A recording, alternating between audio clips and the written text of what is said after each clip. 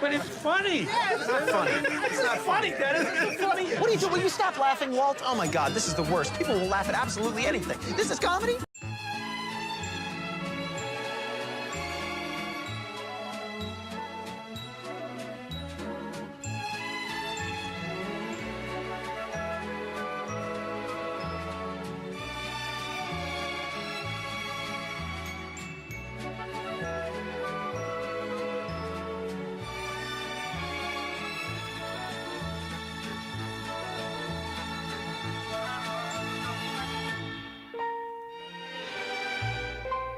When I first heard about It's Always Sunny in Philadelphia, it was described to me as, it starts at the level of terrible where Seinfeld ended and just gets worse from there. It makes sense. For all the reputation that Seinfeld has about it being a show about nothing, it's also a show about a codependent group of mostly miserable people who are selfish and depraved. At any given time, a half step away from committing some petty crime for whatever reason. The series finale of Seinfeld is their karmic retribution. While they didn't really do anything wrong in the case they are on trial for, the years of character witnesses against them are so strong that the case is won easily. But why am I talking about Seinfeld in a video about Always Sunny? Well, the same person that gave me that description about how terrible they are called the show the Seinfeld of this generation. I'm not really sure about what that meant in discrete terms, but somehow I got the general idea. Kind of like How I Met Your Mother was this generation's version of Friends. The setup and character archetypes are pretty close, and the humor is derived from some of the same sources. If you don't like one of the shows, you're probably not going to like the other. But enough about Seinfeld. Maybe you don't like it, in which case you probably haven't watched enough of it. Go watch more Seinfeld if you don't like it. I assure you, your problem will be cured. Always Sunny is a lot like Seinfeld in that almost every situation the gang finds themselves in is their own fault. Some convoluted scheme or simple arrangement gone terribly awry because of the character's downcomings. On some level, we can sympathize with each character.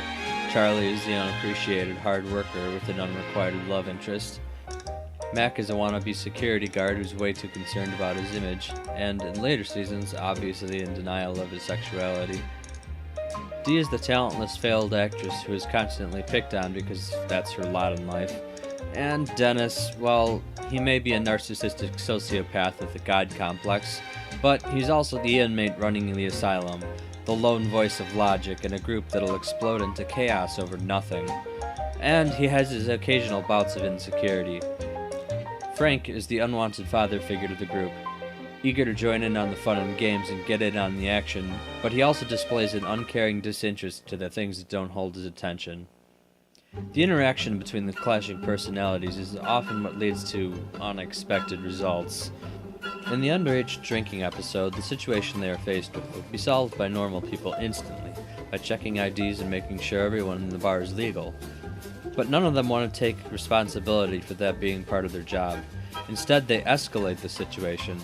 And that's where the problems and the jokes begin. Okay, well, maybe we should look at this whole thing from a different angle. Maybe we have a social responsibility to provide a safe haven for these kids to be kids.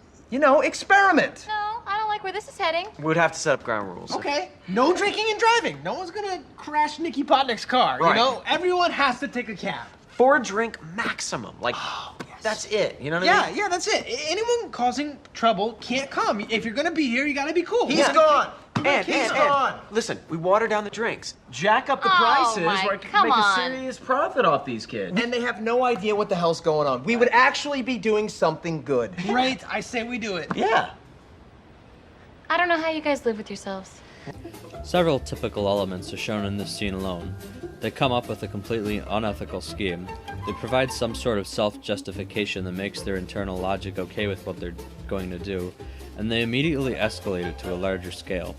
The scheme is obvious. They saw how busy the bar was when they were letting teenagers in and want to keep making money, but their flimsy ethics are getting in the way.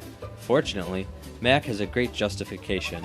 Next, Dennis escalates it by watering down the beer and driving up the prices. It's now gone from a safe haven for underage drinkers to a pure rip-off scheme. The key concept that makes all of this funny is audacity, something that drives Seinfeld as well. No normal person would have come up with this plan. Despite their claims about creating a safe space, anyone would know it would only cause bigger problems. This lack of self-awareness is part of the joke as well. The viewer can see all kinds of problems happening a mile away, like when Charlie says no drinking and driving needs to be a rule, and Dennis sets a 4-drink maximum, but one consistent theme throughout the show is that they have no idea what they are doing. They even use the same get-rich-quick schemes in multiple episodes with radically different bad results. When the plan inevitably goes south, they don't give up. They don't do damage control. They double down in their plan and make it crazier. They do things like bring kegs to high school house parties and hold a pre-prom party in the bar. I said earlier that the characters were all relatable to some extent. The reliability survives up to a point where the viewer can think to themselves, "Oh man, I wish I could actually do that." Then the gang does it. They're sort of a twisted fantasy version of our inner selves, that we wish we could get away with anything, that the world had no consequences. Oddly enough, the gang is rarely seen receiving any of the consequences of their actions. More often than not, if there are any consequences at all, someone who wasn't involved gets shafted, often the same people over and over. In this episode, most of the gang has been invited to the prom except Mac. This brings up another source of the show's humor: infighting and internal scumbaggery. If Mac had been invited, he would have had no problem with anything, but since he was the only one left out, he wants to shut down the underage drinking scheme. Not for any ethical reason, but because he resents the others and wants them to fail too. Cue unfounded anger. When Dee and Dennis's dates are done using them, Mac is the first to laugh at them, and they begin to pointlessly bicker as the bar empties. Of course, they have no consequences for anything that happened throughout the entire ordeal. Their first solution to a problem is usually to shout all over each other until someone shouts long and loud enough to end it. I don't know what it is about a group of people all yelling, sometimes about different subjects, but it's hilarious, and the gang does it in spades. Wait, don't push me! Why are you? Wait! My toes caught in the fence! It's fine, just go back. Just go back. I can't punch your foot out! You guys gotta do it! Stop yelling! Don't climb, Dennis! Don't climb! He's gonna go off!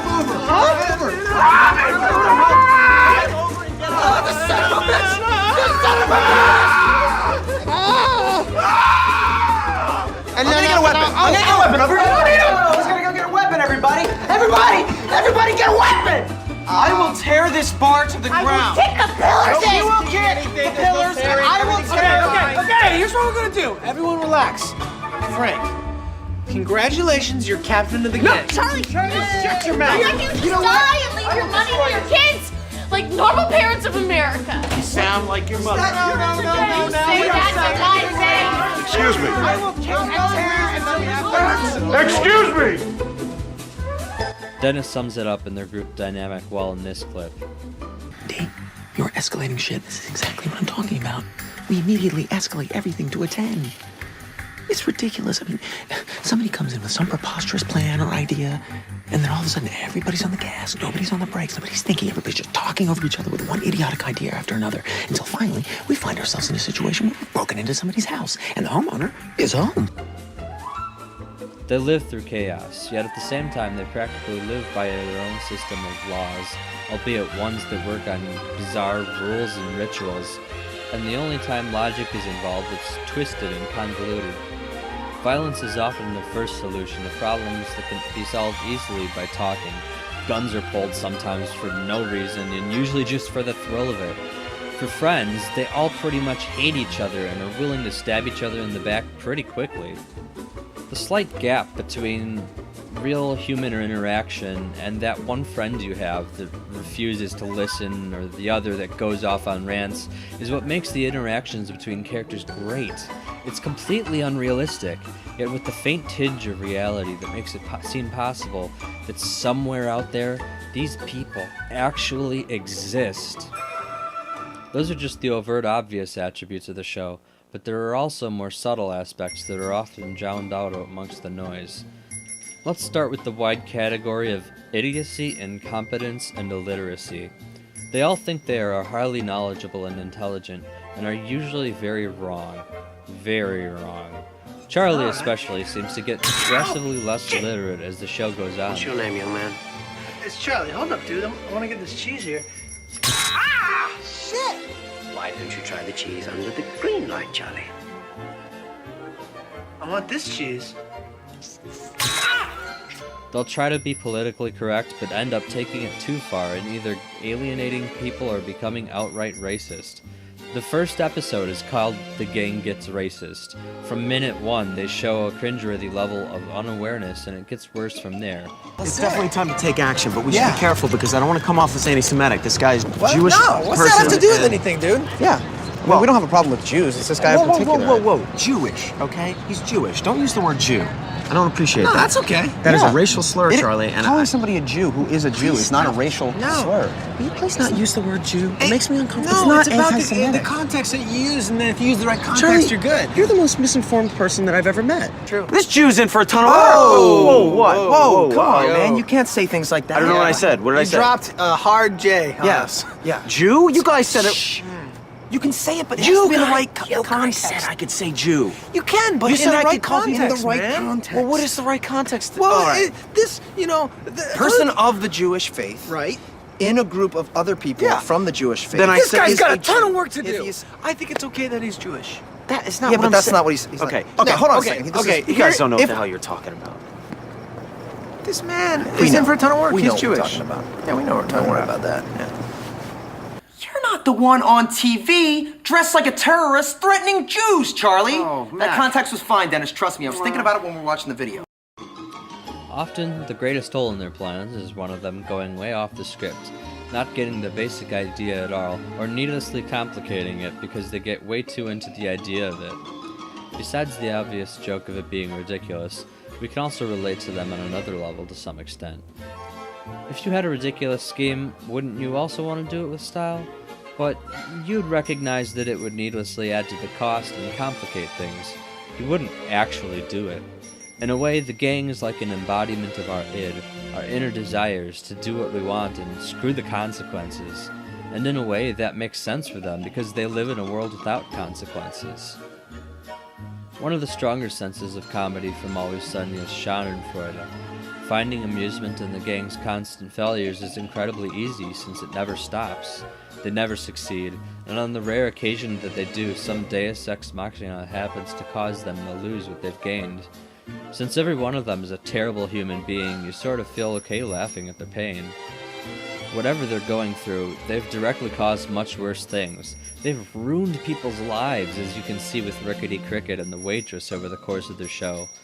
The gang's suffering is almost a sort of karmic retribution, and laughing at them is a sort of active way of getting back at them for all of the terrible things that they do. This is one reason the show would be completely ruined by having a laugh track. Hearing laughter as they're doing all these terrible things, encouraging you to be a part of it, would ironically have the opposite effect and make it seem much worse. In the end, all humor is subjective. These were the aspects of the show that I think made it stand out from the herd. Though there are other shows that share some, but not all aspects and sources of humor. You might find the show funny for different reasons, though they would probably be related tangentially. Or you might not get it at all, in which case, thanks for sitting through this whole video. Anyway, think about it next time you're watching an episode, or better yet, while you're watching another show, ask yourself what drives that show.